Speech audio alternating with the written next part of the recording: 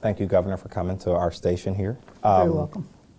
I want to start by talking about the food drive and the state budget tour you're on. Could you discuss that a little bit for me?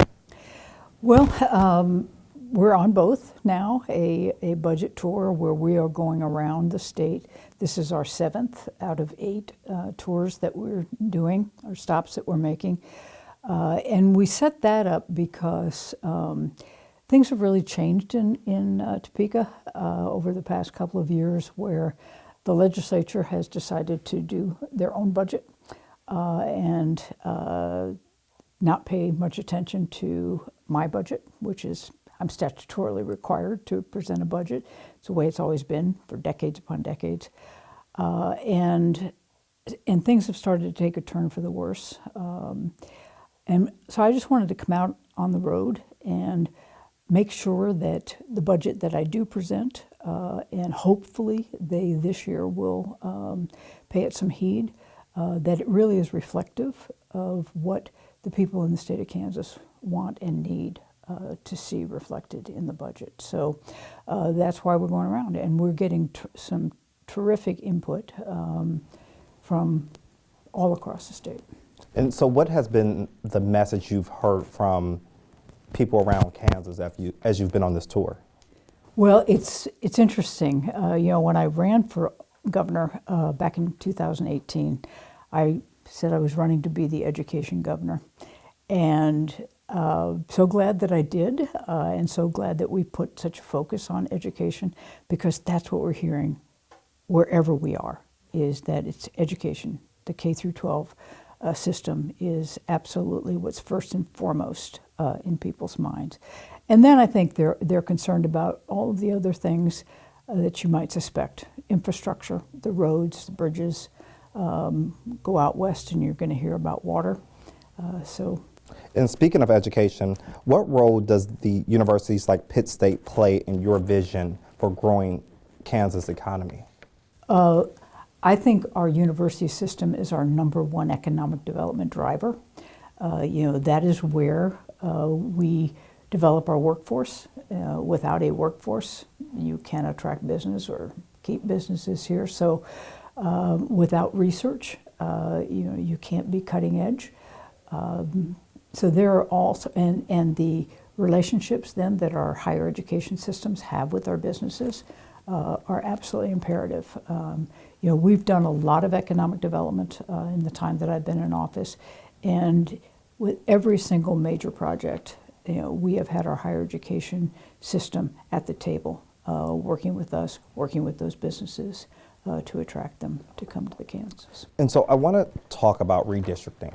It's been a major conversation around this country, and it is a major conversation some Republicans are having in Kansas right now. And Ty Masterson, I believe, he presented a plan for calling for a special session, which failed, but he's promised to bring this up in the next legislative session in January. What is your response to redistricting for Kansas? Well, I think it is inappropriate, perhaps unconstitutional, but definitely the wrong thing to do.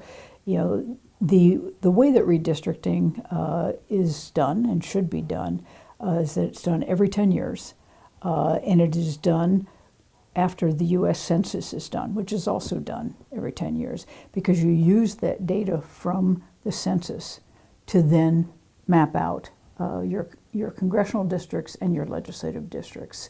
It's supposed to be one person, one vote, and that can be determined by knowing where your people are and how many people are there.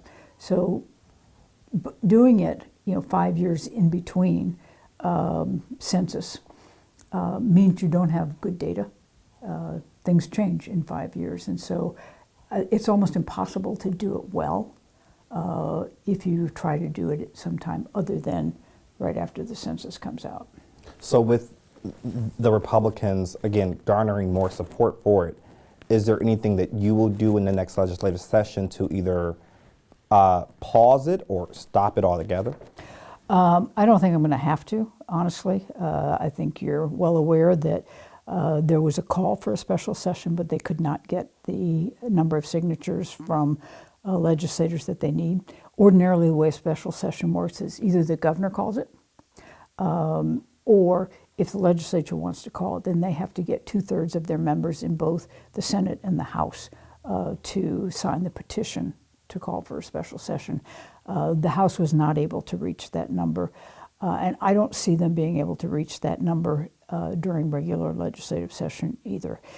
They would only need a simple majority to pass the redistricting maps, but then if I were to veto it, they would need 2/3. Again, same number that they need to call a special session. They'd need that number to override my veto. So I want to talk about the government shutdown. As the Senate is moving through with a bill now that will soon go to the House and eventually make its way to the president.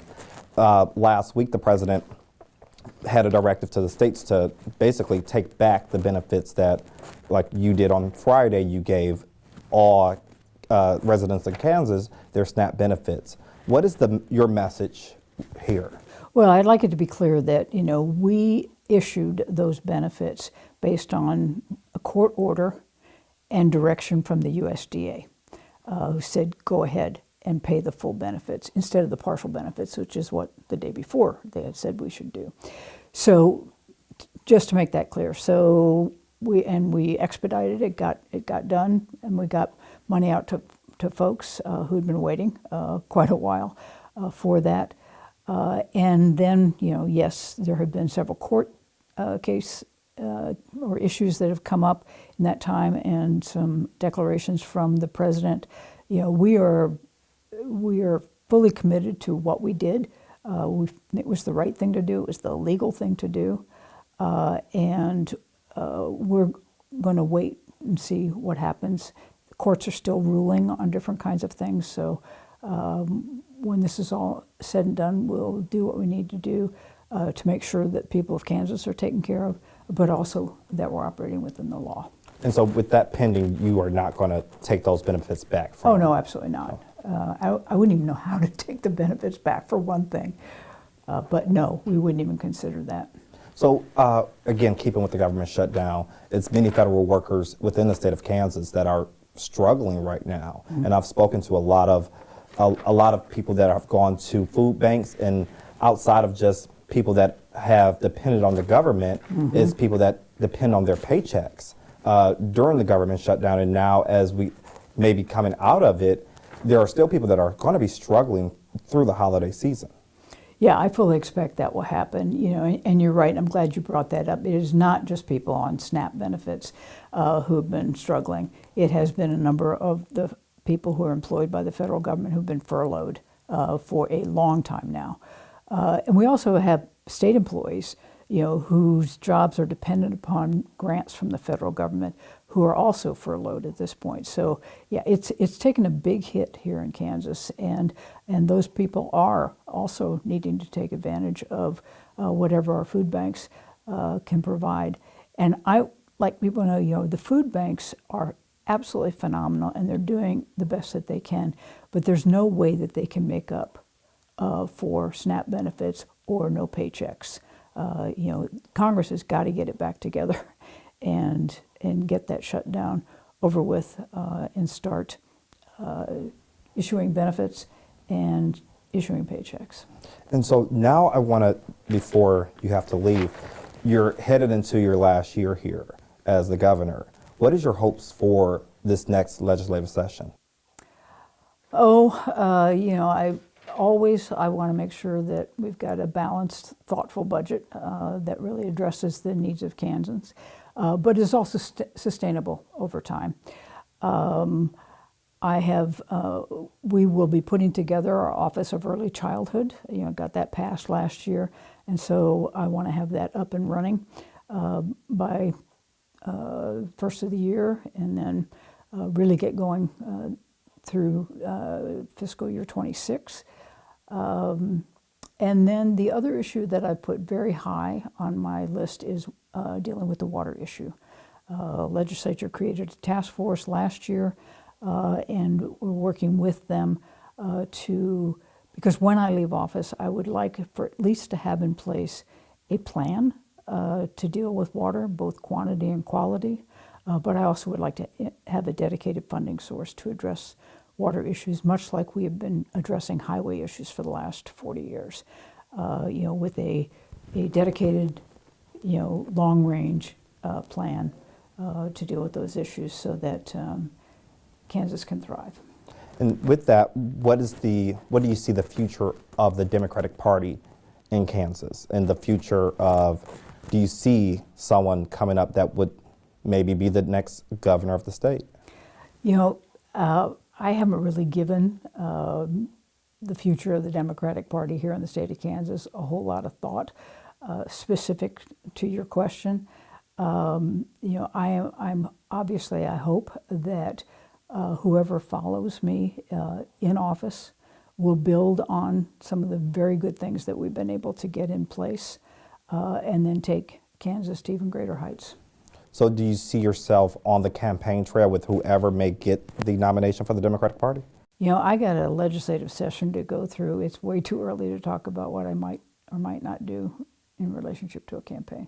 So before you leave, what is just your message to the residents in Kansas, and also just the four-state region, because they're kind of intertwined? When I leave where? What is just your message today for residents in Kansas?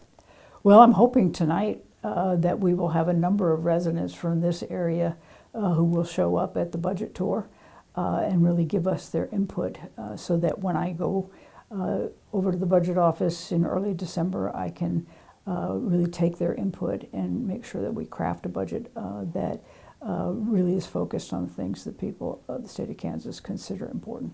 And with crafting that budget, is that work being done between yourself, the Democratic Party, and the Republican Party? No, the parties are not involved at all in the Kansas state budget. The way that it works is that I've got a budget office. I'll be tonight. My budget director will be with me on this tour, and he's got a staff of nonpartisan, very professional folks who know what they're doing. And our agencies will give input to those folks, who will then put together all the pieces of a budget. I will then go over and go line item by line item through the budget and make decisions about what we'll fund and what we won't fund, and how much we'll fund this and how much we'll fund that. So no, that's all done within the confines of my office. It is not a political exercise whatsoever. Great. And I think we're almost at time, so we'll end it there. Thank you, Governor. You're welcome.